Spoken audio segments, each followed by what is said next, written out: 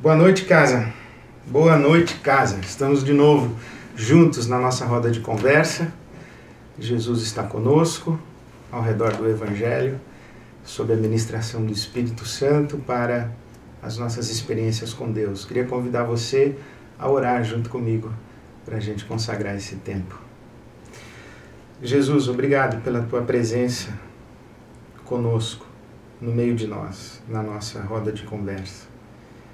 Porque em teu nome nós estamos reunidos e nos reunimos com a tua promessa de que o Senhor estaria presente. Então, obrigado.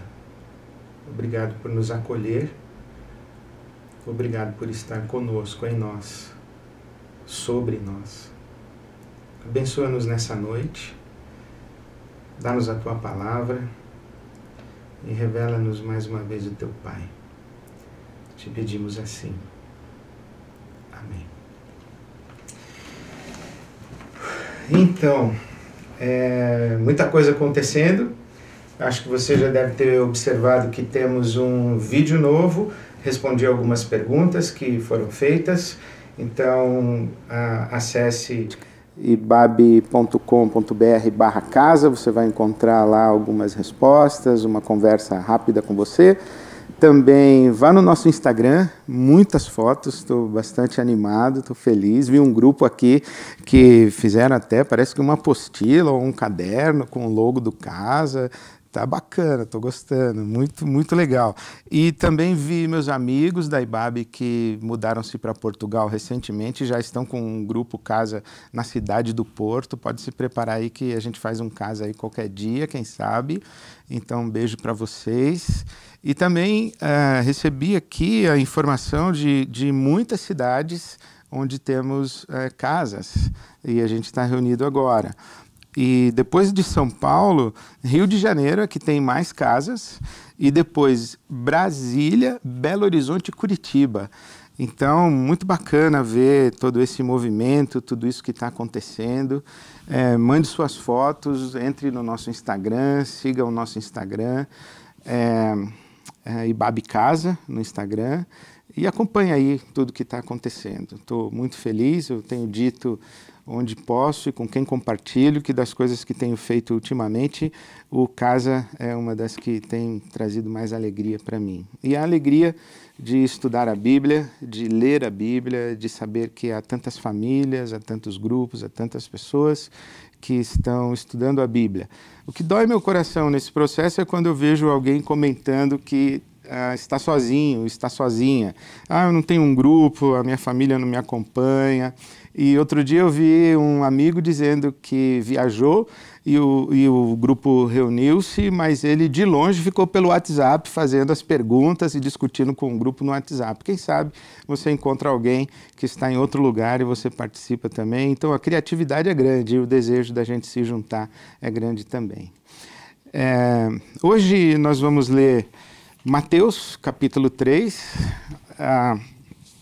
o momento em que Jesus está sendo batizado.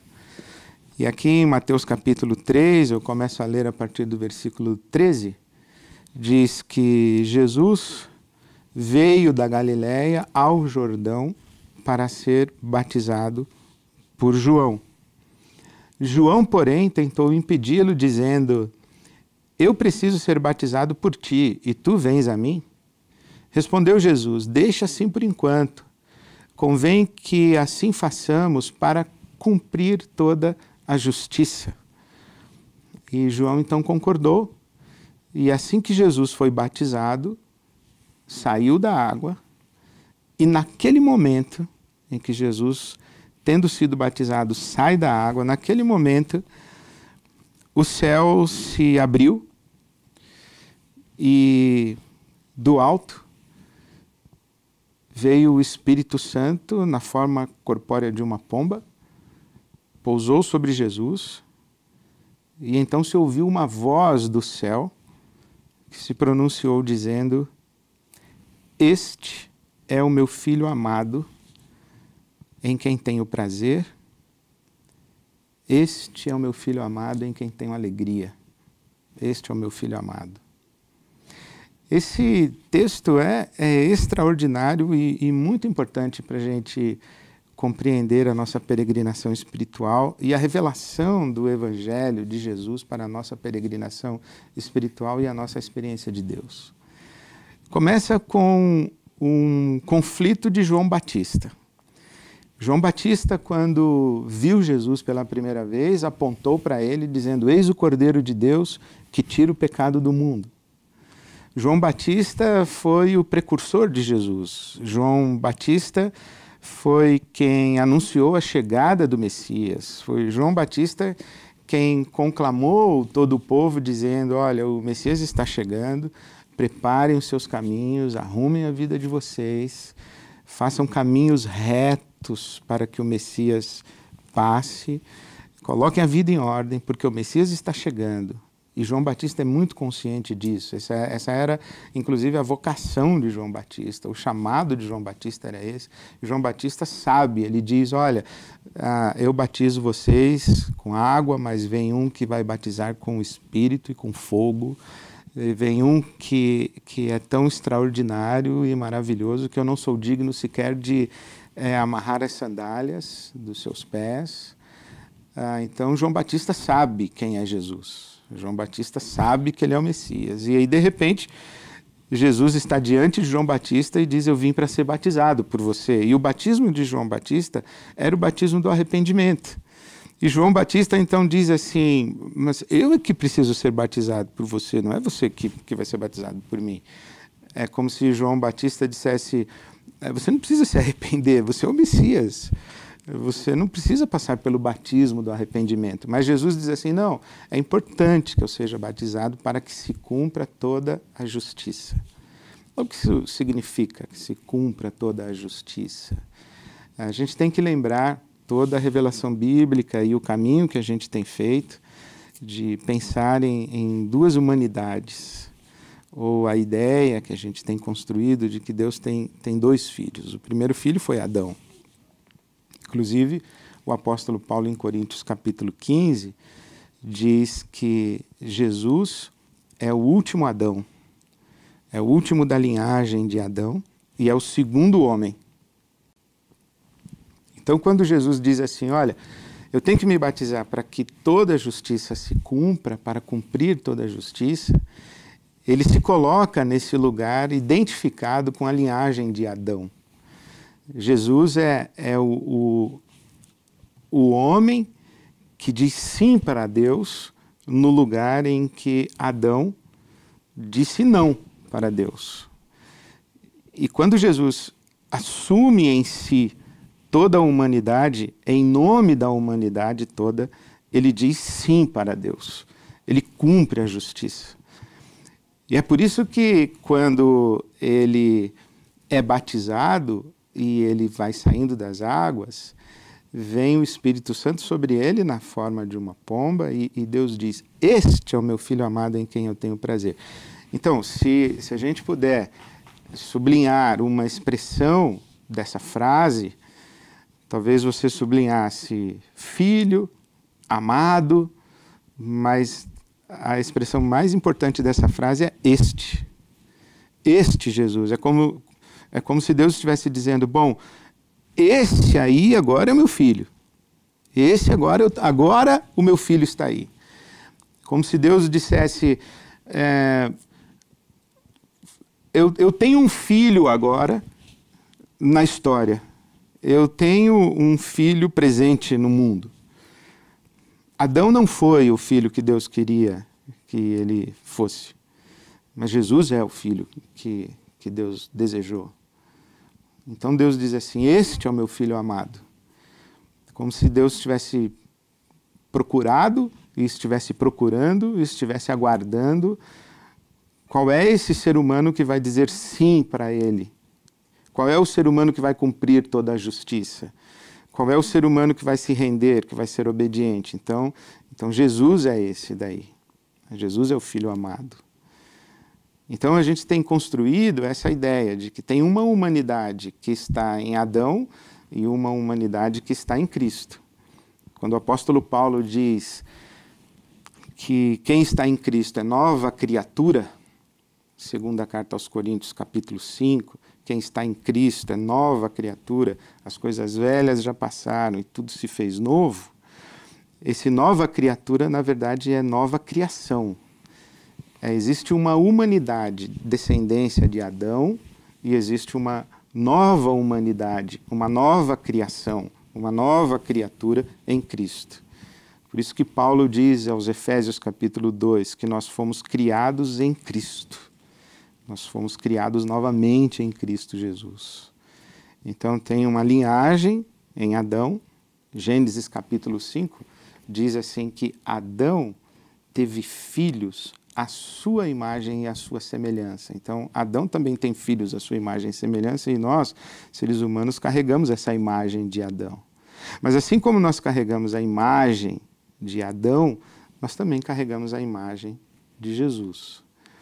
Eu queria ler um texto de Romanos que está aqui no capítulo que nós estamos estudando hoje, que é o capítulo 4, e eu estou na página 18, e é o último parágrafo da citação de Romanos que eu fiz para você. Diz assim, palavras do apóstolo Paulo em Romanos capítulo 5, veja que interessante. Tudo o que a lei contra o pecado conseguiu fazer foi produzir mais gente que desrespeitasse a lei. Mas o pecado não teve nem tem chance de competir contra o perdão poderoso que chamamos graça. Na disputa entre o pecado e a graça vence com facilidade. Tudo que o pecado pode fazer é nos ameaçar com a morte. Já a graça, uma vez que Deus está consertando todas as coisas por meio do Messias, nos convida à vida. Uma vida que continua para sempre e jamais terá fim. O que o apóstolo Paulo está dizendo aqui em Romanos capítulo 5, é importante que você leia, é que a teologia chama da solidariedade da raça. É que em Adão nós temos essa solidariedade com o pecado, com a transgressão, mas em Cristo a gente tem a solidariedade do perdão e da graça. Então são duas humanidades. E Deus olha para Jesus e diz, este é o meu filho amado. Mas o que eu queria sublinhar para você hoje também é esta referência de uma teóloga alemã, uma teóloga e psicoterapeuta alemã chamada Hannah Wolff. Hannah Wolff diz o seguinte, que Jesus foi o primeiro ser humano que teve uma experiência saudável de Deus. Olha que bonito isso. Que quando Deus diz assim, olha, este é o meu filho amado em quem eu tenho prazer, Deus diz assim, bom, finalmente eu tenho um filho em quem eu tenho prazer. Finalmente eu tenho o filho que me satisfaz. Mas não somente Deus tem entre os homens um filho, mas em Cristo Jesus, pela primeira vez, o ser humano tem Deus como pai. Jesus é o primeiro ser humano que tem uma experiência saudável de Deus, e a experiência que ele tem com Deus, dessa paternidade, essa experiência saudável de ser o filho amado, ela se contrapõe radicalmente à experiência de Adão. Adão foi o homem que rivalizou com Deus, que queria ser igual a Deus. Não foi uma experiência saudável, foi uma experiência de rivalidade. Adão, quando diz não para Deus, Adão, quando rivaliza com Deus, ele se sente tolhido por Deus, ele se sente prejudicado por Deus, ele se sente cerceado por Deus, ele quer autonomia e liberdade, pelo menos é a pretensão dele. Então ele rivaliza com Deus. Mas depois de rivalizar com Deus, o que Adão experimenta é culpa, é medo, é vergonha. Ele se esconde de Deus, e quando Deus pergunta para ele, onde você está? Você pode ler isso em Gênesis capítulo 3, depois que Adão come do fruto do conhecimento do bem e do mal. Eu estou falando Adão, mas tem Eva também, né? Então é bom lembrar, porque nos dias que a gente vive, a gente tem que cumprimentar agora todos e todas. Então vamos falar de Adão e Eva. Então nós estamos falando da humanidade, né? Nós estamos falando de todo mundo.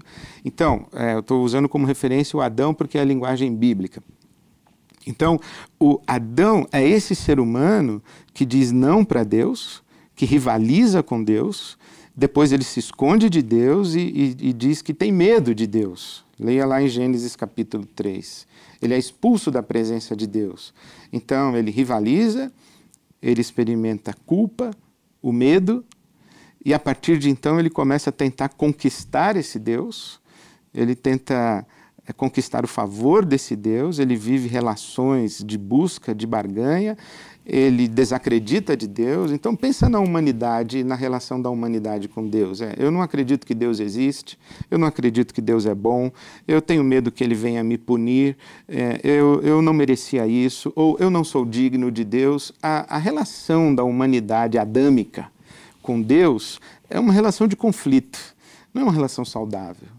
A gente projeta para Deus as nossas enfermidades emocionais, espirituais, psicoemocionais. A gente projeta para Deus todas as nossas culpas, as nossas neuras. A gente joga para Deus um anseio, uma frustração. A gente joga para Deus uma esperança frustrada. A relação que a gente tem com Deus não é boa, mas Jesus é aquele primeiro ser humano que tem uma experiência saudável com Deus. Ele é o Filho amado, ele ouve o Pai dizendo, você é o meu Filho amado. Isso é muito curador, isso é muito restaurador, isso é muito terapêutico, isso é muito redentor, isso é muito salvador. E é essa experiência que a gente tem em Jesus. Viver a nossa humanidade no modo Cristo. Viver a nossa humanidade e ter uma experiência de Deus dentro dessa perspectiva, de que Deus também, em Cristo, quando nós estamos em Cristo, identificados com Ele, nós também ouvimos Deus nos dizer, você é o meu filho amado, você é minha filha amada. E isso resolve, ou pelo menos coloca num caminho de resolução a nossa experiência de Deus. Então Jesus é o primeiro ser humano que tem uma experiência saudável com Deus. Se Jesus é o primeiro ser humano que Deus olha e reconhece como seu filho amado, e diz, este é o meu filho amado, também Jesus diz, esse é o meu Pai. E Jesus descansa nesse amor. Então poucas experiências humanas são tão fundamentais quanto ouvirmos alguém dizer, eu te amo, eu tenho prazer em você. Isso a gente ouve do pai, a gente ouve da mãe, mas não só do pai e da mãe. Inclusive há muitas pessoas que não ouviram do pai, não ouviram da mãe, não tiveram uma voz para verbalizar e afirmar esse amor. Não foram pessoas que se sentiram desejadas, acolhidas, abraçadas. E elas têm essa falta de alguém me dizer, eu te amo. Essa nossa solidão, que não é apenas emocional, é uma solidão cósmica, espiritual, é uma solidão ontológica. E que as pessoas que estão à nossa volta, quando afirmam o seu amor por nós, elas são a voz de Deus dizendo isso para nós. Então é muito importante que a gente acredite quando as pessoas dizem que elas nos amam. É muito importante que a gente olhe para a nossa história e que a gente encontre quais foram as vozes que Deus usou para verbalizar o seu amor por nós, para expressar o seu amor por nós. Quais foram as mãos que Deus usou para nos amar, para nos cuidar, para nos proteger, para nos alimentar, para nos conduzir, para nos guiar, para nos acalentar, para nos curar. Então, eu queria sugerir isso para você. Primeiro que você fizesse um exercício, pensando o que é a humanidade em Adão e o que é a humanidade em Jesus, o Filho amado. E lembre-se, se você está em Cristo, você é solidário com Ele nessa voz. Você também é um filho amado de Deus, você também é uma filha amada de Deus. Então, assim, pense, o que é uma humanidade em Adão, o que é a humanidade em Jesus? Qual é o jeito Adão de ser gente e qual é o jeito Cristo de ser gente? Pensa nisso aí, dá exemplos de como isso acontece. E também eu queria sugerir que você não caísse na tentação de fazer essa leitura maniqueísta e sectária de aquele lá é Adão, aquele ali é Cristo. Não, porque o jeito Adão e o jeito Cristo de ser gente, ele se manifesta na gente também, no nosso dia a dia. Tem momentos da minha vida em que eu falo, oh, esse aqui é o Adão. Você deve falar assim, esse aqui é a Eva. Mas tem um jeito Cristo. Então converse sobre isso. Qual é o jeito Adão de ser humano? Qual é o jeito Cristo de ser humano? E segundo, eu queria sugerir que você recordasse, olhasse para a sua história, talvez para a sua infância. Quem foram as pessoas que amaram você? Quem foram as pessoas que disseram para você, eu te amo, e isso foi verdadeiro, foi significativo para você? As pessoas que te abraçaram e isso deu segurança para você. Você realmente acreditou nisso e isso fez toda a diferença na sua vida. Quem foram essas pessoas? Lembre-se delas, lembre-se de algumas histórias, de quando elas fizeram isso, como elas fizeram isso. Talvez você não se lembre de um dia específico, de um fato específico, mas você lembra de um cuidado de longo tempo, de uma presença amorosa com você. Então lembre-se dessas pessoas com gratidão, não só as que ficaram na sua infância, mas mesmo na sua vida adulta. Quem são as pessoas que te amam? Quem são as pessoas que materializam para você essa voz de Deus dizendo, você é minha filha amada, você é o meu filho amado? Conte para as pessoas aí no seu grupo, ou registre no seu caderno a memória dessas pessoas. E escreva uma oração. Queria insistir, primeiro para você ter o seu caderno de oração, o seu diário, anote. Queria insistir que você vencesse também a tentação de orar apenas oralmente, verbalmente. Não, escreva a sua oração. Escreva a sua oração, porque daqui a 3 meses, 6 meses, daqui a 1 ano, você vai voltar nesse caderno e vai reler as suas orações, vai comparar as orações que você está fazendo agora com as orações que você vai fazer mais para frente. Você vai ver a mudança, a transformação que você vai experimentar.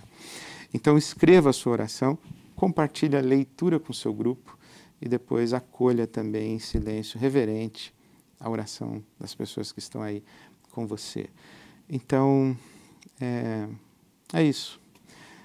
Lembre-se que você é um filho amado de Deus, você é uma filha amada de Deus, você está em Cristo, nós somos solidários a Cristo Jesus ou em Cristo Jesus. Na verdade, Jesus Cristo foi solidário conosco. Ele assumiu a nossa humanidade adâmica, cumpriu toda a justiça, e aí quando o Pai disse, este é o meu filho amado, nós estávamos lá, dentro de Cristo, ouvindo a mesma voz. Não esqueça disso. Você é um filho amado de Deus, você é uma filha amada de Deus. Deus te abençoe. Até quinta. Um beijo para todos e todas.